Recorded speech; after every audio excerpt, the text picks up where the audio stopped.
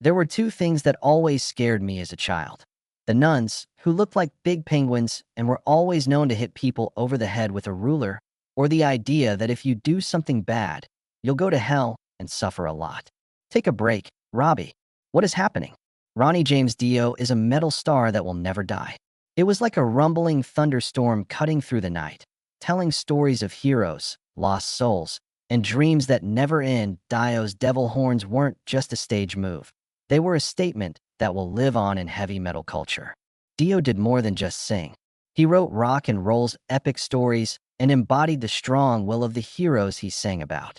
He brought Black Sabbath back to life after Ozzy Osbourne left, made mesmerizing songs with Rainbow, and then made a name for himself and built an empire.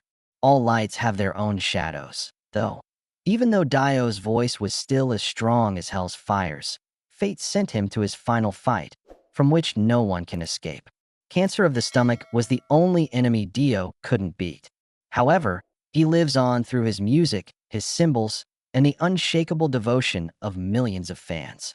What did Dio have that made him special? How was he different from all the other rock singers? How did a boy from Portsmouth come to change the world? We're going to take a trip to learn more about the famous life of Ronnie James Dio. Beginnings.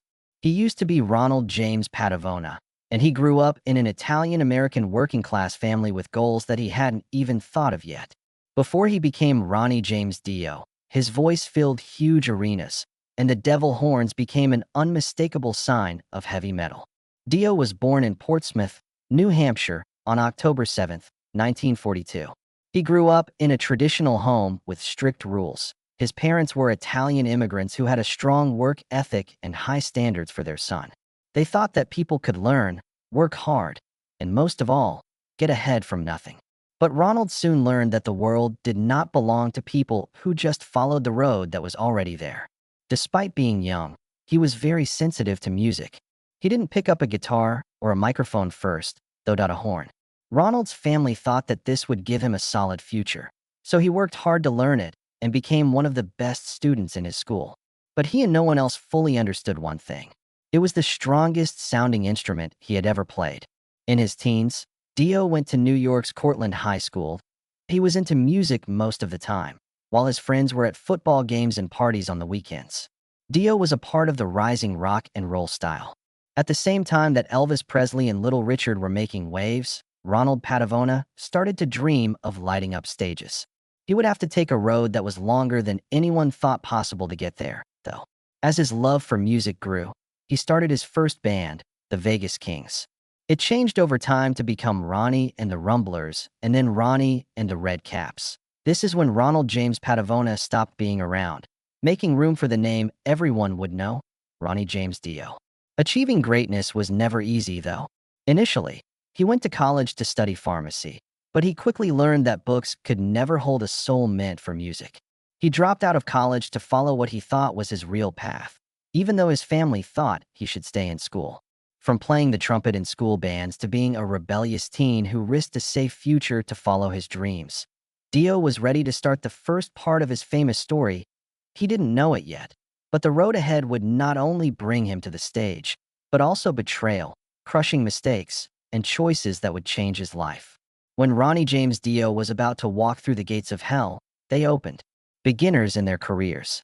Once rock music became popular, Ronnie James Dio slowly found his way. But unlike the lucky stars who became famous all of a sudden, Dio's path was built over years of hard work, failure, and perseverance. He did not have a great start in life, and he was not meant to become famous. He had a voice that no one had ever heard before and an unwavering drive. Dio began his work as a bassist in the band Ronnie and the Red Caps in the late 1950s, when he was still known as Ronald Padavona. They played simple rock and roll songs that captured the mood of the time, but Dio quickly understood he couldn't stay out of sight. His voice started to come out when the band started to record its first songs. The first song he ever recorded was Lover in 1958, but it wasn't enough. Dio wasn't just interested in joining the rock and roll scene. He also wanted to make music that was all his own. In the 1960s, the group changed its name to the Electric Elves, which they later shortened to YELF. This marked a change from rock and roll to blues rock. Not only did Dio become known as a singer during this time, but he also started to use music to tell stories.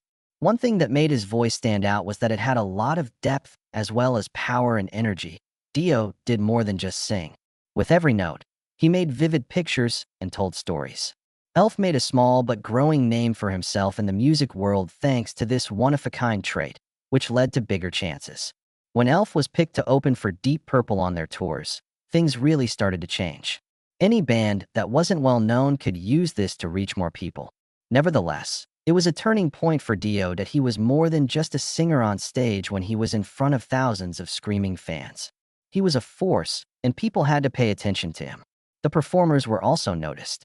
Ritchie Blackmore, the famous guitarist for Deep Purple, was especially moved by his singing.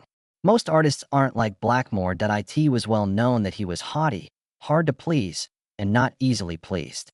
He knew he had found something special as soon as he heard Dio sing. Not like any other voice before it. A sound that might bring old stories to life. A voice that was meant to sing about warriors, evil, and souls that were cursed. Blackmore had been looking for something just like this. At this point, Dio's life took a sudden turn for the worse. Not long after, Blackmore quit Deep Purple because of problems within the band. He wanted to start a band that was completely his own idea. Something stronger, more mysterious, and not limited in any way. And Dio was the only one who could help him make this dream come true. In response, Rainbow was created, and Dio's voice would no longer be limited to small settings. A new age of hard rock and heavy metal would begin with Thunder Like a Storm. But was this his final goal, or was it just the next stop on a long journey full of broken hearts, difficulties, and unfulfilled hopes? In 1975, Blackmore chose members of the band Alf to work with on his first album. However, the band was only meant to be used temporarily from the start. Only Dio really mattered to Blackmore. His view of Dio went beyond just a singer. He was able to make stories come true. In a rock setting where themes of love, rebellion, and society were still popular, Dio brought something completely new to the scene. Myths, fights between light and dark, and bad dreams. Ritchie Blackmore's Rainbow, Rainbow's first record, came out in 1975, and Dio's voice became the main attraction right away. Rock songs weren't the only ones that had lyrics like Man on the Silver Mountain and Temple of the King. Fans felt like they were entering a mysterious world ruled by magic, fate, and old gods when they listened to them. Dio had finally found a place where his voice could really shine, and Blackmore had found the right singer. We were just getting started, though. Rising, 1976, was a statement, if their first record was an experiment. It was on this record that Dio and Blackmore were at their best, making music that was not only powerful, but also cinematic, like an epic story come to life. Stargazer, which is one of the best hard rock albums ever, was a great example. In the song, there is a powerful magician who tells his thousands of slaves to build a huge structure so he can reach the sky. But when he gets there, he realizes that all of his power is useless against fate, not only a song anymore. It was an epic story told through song, and Dio was the one who brought it to life. With Rising, Rainbow wasn't just a side project for Blackmore anymore. It was now the most powerful force, and Dio was at its center. The first cracks, though, started to show up here. It wasn't like Blackmore to share the stage with other people. Dio wasn't just the voice behind a great guitarist as Rainbow grew. His own stardom had grown. Blackmore, who always wants to be in charge, began to feel uncomfortable. He wanted Rainbow to become more popular and radio-friendly, but Dio wanted to keep the mysterious and grandiose feel of their early records. After the 1978 album Long Live Rock and Roll, the silent fight between their two huge egos hit its peak. This album was also a big hit, with songs like Gates of Babylon, but Dio and Blackmore could no longer work together creatively. In the end, Dio chose to leave, ending one of the most important parts of both of their lives. Folks who believed this was the end of Dio were wrong. When he turned away from Rainbow, there was already another chance waiting for him that would take him even higher. Dio was about to play the biggest game of his life. He was about to become successful with Black Sabbath. Many people thought it was a step backward when Ronnie James Dio left Rainbow. He lost a great stage partner in the form of the famous guitarist Ritchie Blackmore. Dio didn't have to stay in the dark for long, though, because as soon as Rainbow's door closed, Black Sabbath's was opened. It was the end of the 1970s, and Black Sabbath was falling apart. With songs like Paranoid and Master of Reality, the band defined heavy metal in the past. However, after 10 years of being in charge, they were falling apart because of problems within their own group. A lot of nights spent drinking and using drugs. The singer for Black Sabbath, Ozzy Osbourne, was no longer himself. The recording sessions were getting out of hand, and they were making a lot of mistakes during live shows. The band then did something in 1979 that no one thought they would do. They fired Black Sabbath's Ozzy Osbourne. But firing their famous lead singer wasn't the hardest part. Finding a good replacement was the big challenge. Toby Iommi then turned to Dio. The first time Iommi and Dio met was at the house of a person they both knew, Sharon Arden. Don Arden was the manager of Black Sabbath and later married Ozzy. They played together in the studio soon after. As soon as Dio spoke, there were no more questions. There was nothing like Ozzy's voice in his speech.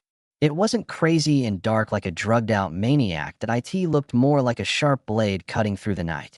It was in charge, strong, and more powerful than anything Black Sabbath had ever experienced.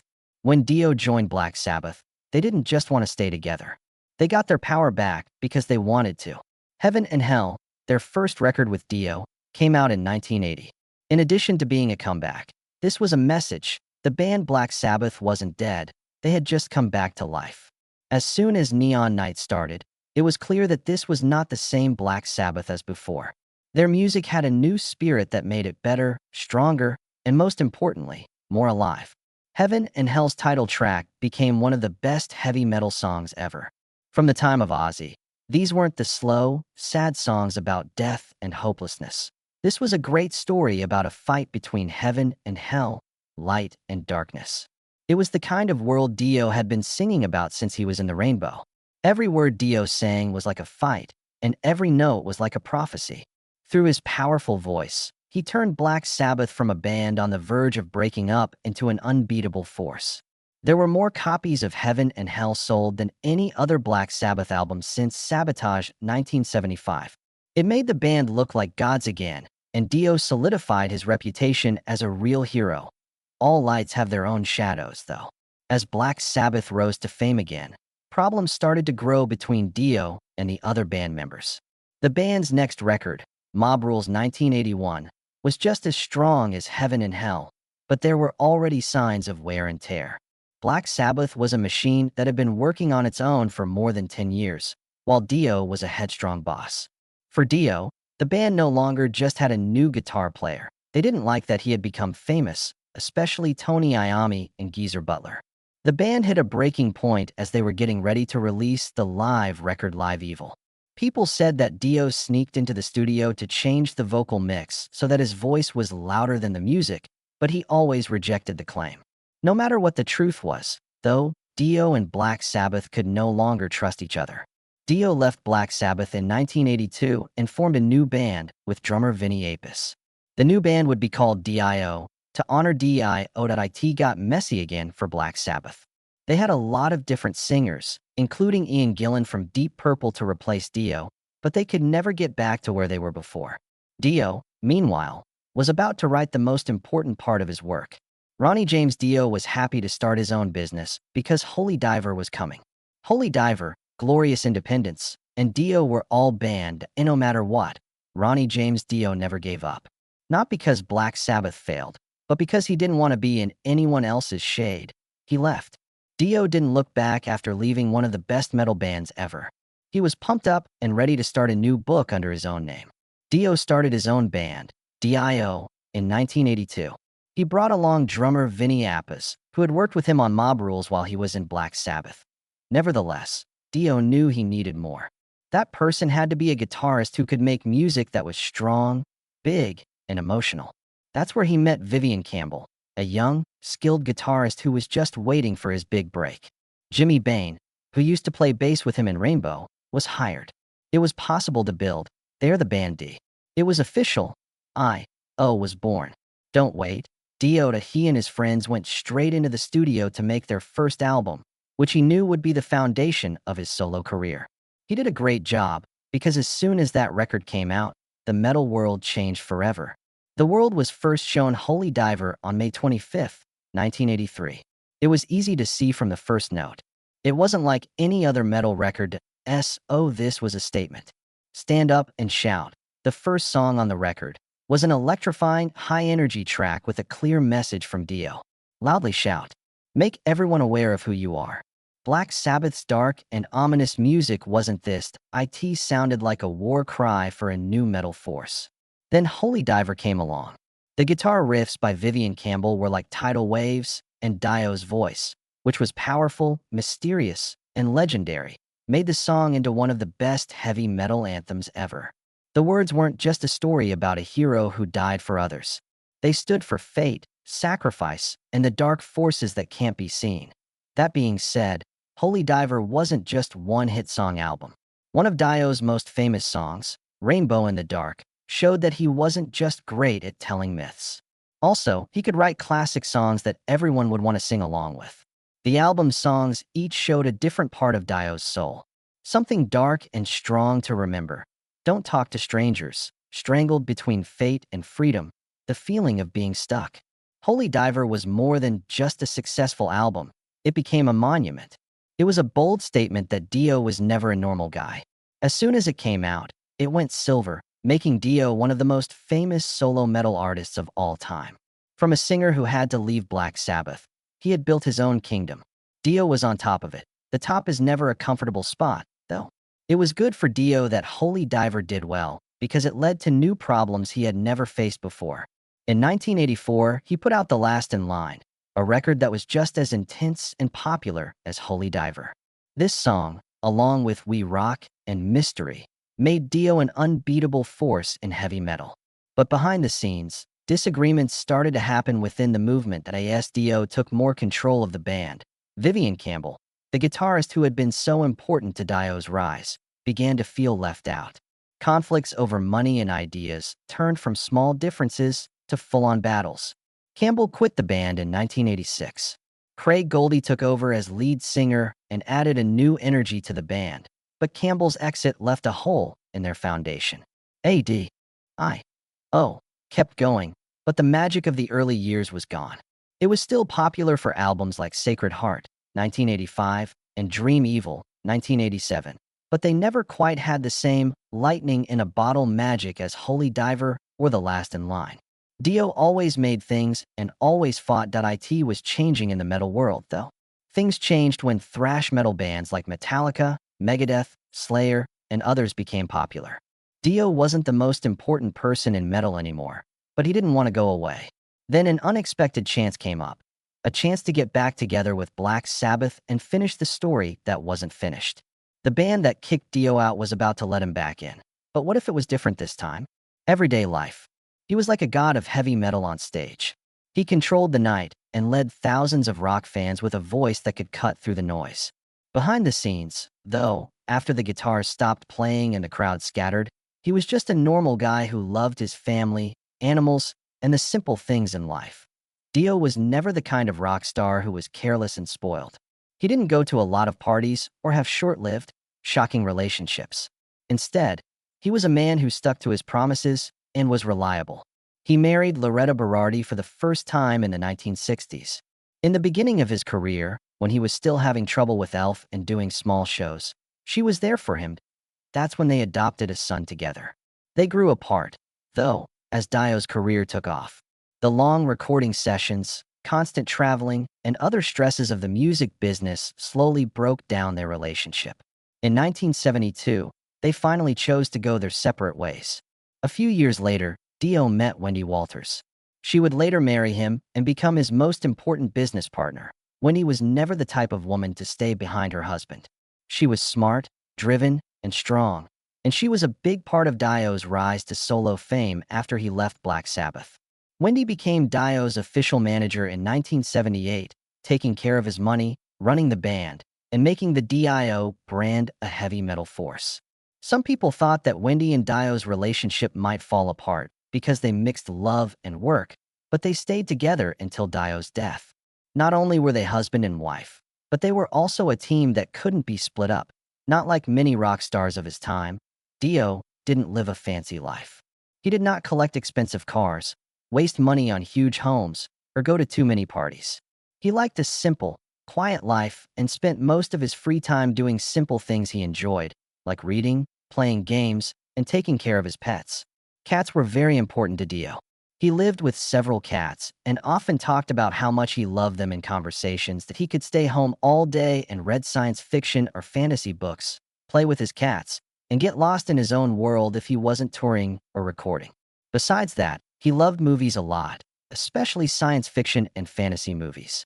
That's why his words were always about myths and otherworldly things, as if each song were a part of a big epic movie he was picturing in his mind. The last years and the fight with sickness. Even after decades of being the best heavy metal singer, Ronnie James Dio never stopped making music, never stopped putting his whole heart into it, and was always ready for a new fight. But maybe he didn't think that his last battle would not be over music, but over his life himself. Tony Iommi, Geezer Butler, and Vinny Appice, Dio's former Black Sabbath bandmates, got back together in February 2006 to form Heaven and Hell, a new version of Black Sabbath with the same lineup that made the famous 1980 album Heaven and Hell. It was planned for the name to change. Black Sabbath didn't want to use the name without Ozzy Osbourne, and Dio didn't need that name to show himself. Heaven and Hell quickly went into the studio and released The Devil You Know in February 2009. It is a dark, heavy, and obviously powerful doom metal album that Dio's voice could still shake the underground at age 66, as shown by songs like Fear and Bible Black. Between 2009 and February 2010, the band had planned a long world tour. Unfortunately, fate had other ideas. In the middle of the year 1999, when both Heaven and Hell were at the height of their powers, Dio started having stomach pains that wouldn't go away. Initially, he didn't mention it. After decades of traveling, he was used to having minor aches and being tired after shows. It went away the last time, but not this time. Wendy Dio, his wife and boss, finally pushed him to get a checkup in November 2009. It all fell apart when the news came out. Late-stage stomach cancer is a cruel disease that has a very low survival rate if it is found too late that a lot of people would have thought this was the end. Nevertheless, Dio never bowed down. He didn't freak out, give up, or curse his bad luck. As a result, he charged into fight like a true warrior. Dio started treatment right away at the MD Anderson Cancer Center in Houston, Texas, after hearing the bad news. Although each treatment made him tired, he never let the illness break his will. To him, Wendy Dio became a rock of strength during this time. She gave her husband her whole attention and made sure he stayed mentally strong. Many of his friends and co-workers, including Tony Iommi, Geezer Butler, and others, would come and show their love and support. But Dio's body kept getting weaker. No matter how many prayers were said or how much support he got, it be why the early part of 2010, his health had gotten a lot worse. He went to events and talked to his friends, but he didn't have as much energy as he used to. Eventually, Heaven and Hell had to stop their tour. Dio didn't want to do this, but he had no choice. During his last days, Dio spent time with his family and friends, kept writing songs, and thought about his life. Despite knowing he didn't have much time left, he faced it without fear. The late Ronnie James Dio died at his home in Los Angeles, California, on May 16, 2010. He was 67 years old. The whole heavy metal world was in deep grief. Fans, musicians, and friends found it hard to believe that such a strong voice could ever go quiet. Tony Iommi discussed his sadness. A friend died, but I lost more than that an older brother died. Dio had one of the best sounds I've ever heard, and no one else will ever be like him. Ozzy Osbourne, who used to play with Dio in Black Sabbath, paid his respects. It hurts so much to lose a great. Dio had an amazing voice that I've always looked up to him. Thousands of fans and many famous artists came to Dio's funeral on May 30th, 2010. There were raised arms flashing devil horns in the sky over Los Angeles as the sound of his immortal songs echoed through the air. But his death did not end his legacy. Legacy and power. After Dio died, his widow Wendy created the Ronnie James Dio Stand Up and Shout Cancer Fund, a charity whose goal is to spread information about stomach cancer and fund research to find better ways to treat it. The fund has brought in a lot of money and is still an important part of Dio's legacy. In his honor, Dio's closest friends have also put together a lot of tribute events, such as the Dio Disciples Festival, where metal artists perform and praise his music. Fans felt like Dio never really went away. Songs like Holy Diver, Rainbow in the Dark, and Heaven and Hell will always have his sound in them. When the devil horns are played at a show, Dio gets remembered. Artie Shaw. You could do more with Dio than just sing. He told stories, fought, and had a soul that could never die. From his early years playing the trumpet in Cortland to becoming one of the best heavy metal singers of all time, Dio always fought, never giving up and never accepting that his fate was set. He made masterpieces with Rainbow, brought Black Sabbath back from the dead, and then he built his own kingdom with Dio, giving the world songs that will never die. I really liked Holy Diver, Heaven and Hell, and Rainbow in the Dark. These aren't just songs. They represent a time and give millions of fans around the world ideas. Ronnie James Dio never really went away. The music of Holy Diver or The Last in Line brings Dio back to life, stronger than ever. Every time the devil horns rise above the crowd. He fought right up until the end, and he never really left. He just lived forever. That being said, how about you?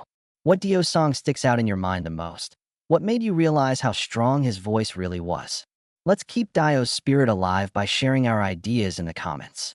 Please like and subscribe if you want to keep learning about the famous stories of rock music with us.